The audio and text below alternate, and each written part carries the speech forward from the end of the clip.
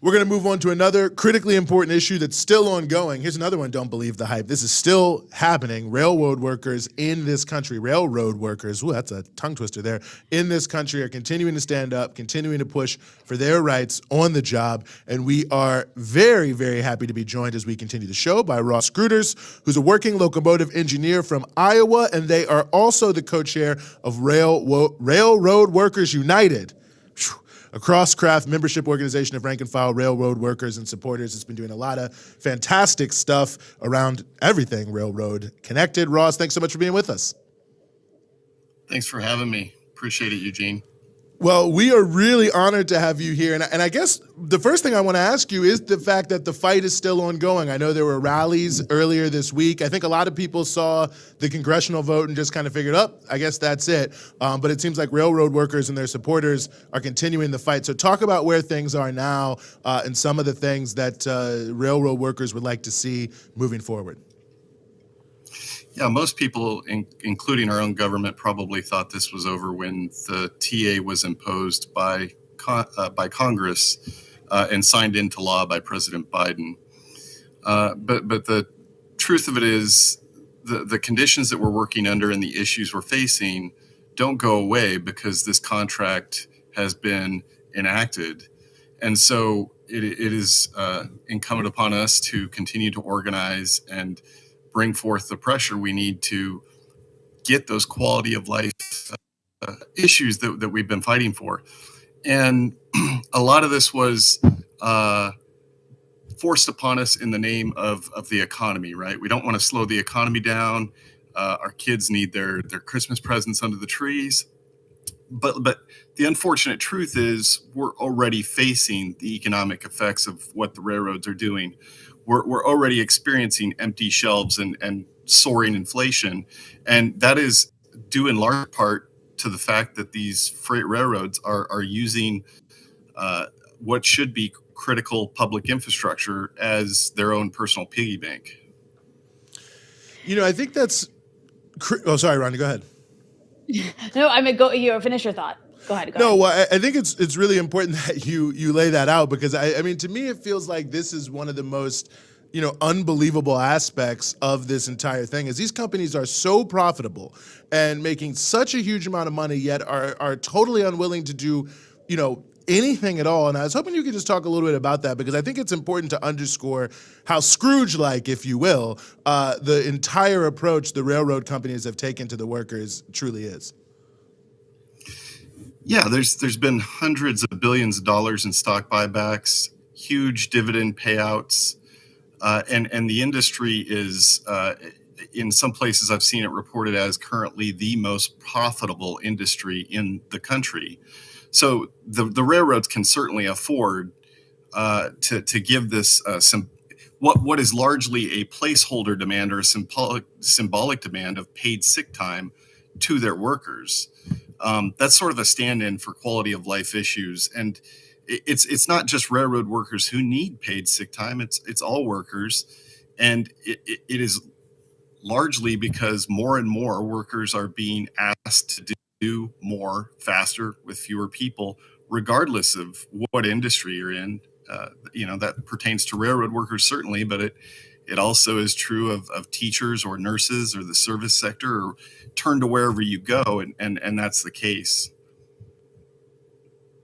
In terms, based on what Eugene just said, in terms of the owners making so much money, your organization is actually calling for public ownership of the railroads, which is interesting because, I haven't heard any politicians say this, and I could be wrong. I haven't been following everything every progressive politician has been saying. Perhaps there is one out there that has been making this demand. Please correct me if I'm wrong. Is there any person in a position of leadership in the United States, particularly, of course, the supposed squad members, calling for this? That's actually the first time I've seen it be called for, which is surprising because that would fix so many problems, I would assume.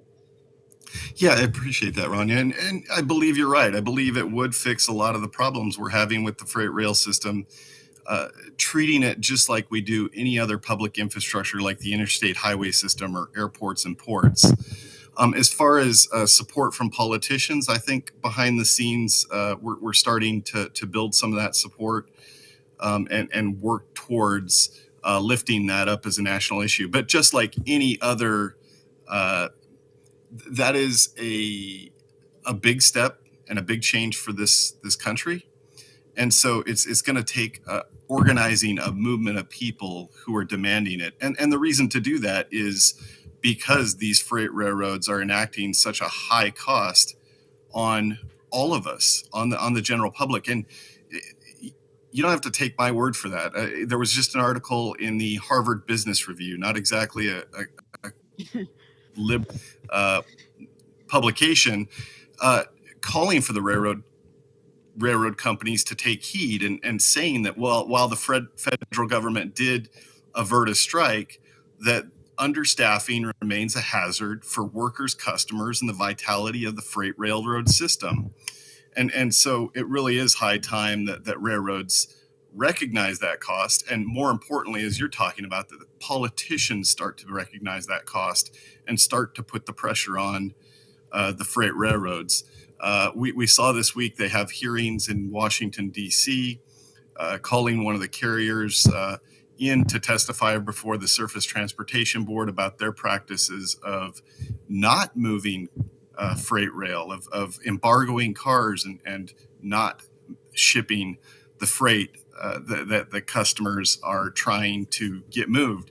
So you're starting to see more and more questions being asked. It's time to start organizing and putting the pressure on to make that change. One of the things I'm curious about is what the impact of all this has been in your industry amongst workers. I mean, I think that the stereotype amongst railroad workers for so many years was that, they're making a lot of money, they don't care about anything. I remember, a couple months ago reading somewhere, I don't know if it was Harper's, somewhere like that, an article that said, all they care about is can they get a new truck and more guns, or whatever with a higher paycheck. And, I think all of those sorts of things have been pushed to the side here because railroad workers have really come out into the forefront of our society. But, I think now we're seeing in elections that are happening and some of the unions and just in general with the rallies that are going on, it seems like a real ferment amongst railroad workers not to just let this lie, but that this has really been an acceleration point for people wanting to organize and to push back. Yeah, it definitely has. And the work we do is extremely hard work, where the majority of the freight rail industry is on call 24/7, 365 days of the year, working holidays, weekends, nights, in the snow, in the rain.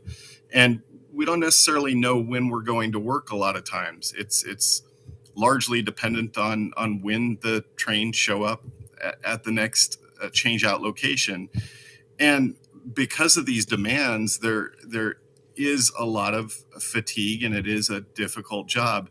And more because of the emphasis on cutting jobs with 50,000 people, 50,000 jobs gone from the industry in just a matter of about 5 years, predating the pandemic.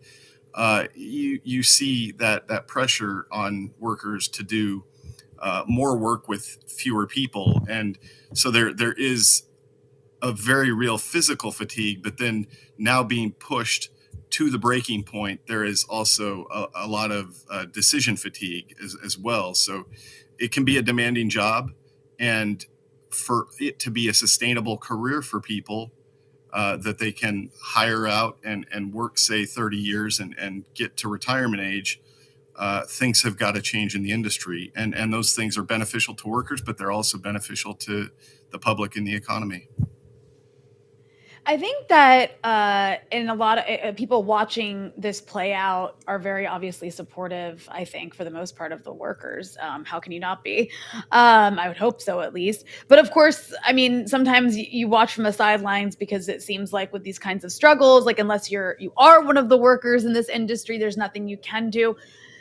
And so my question for you is, like, what can people who are outside of these unions and not involved in the railroad industry, what can they do to support this struggle?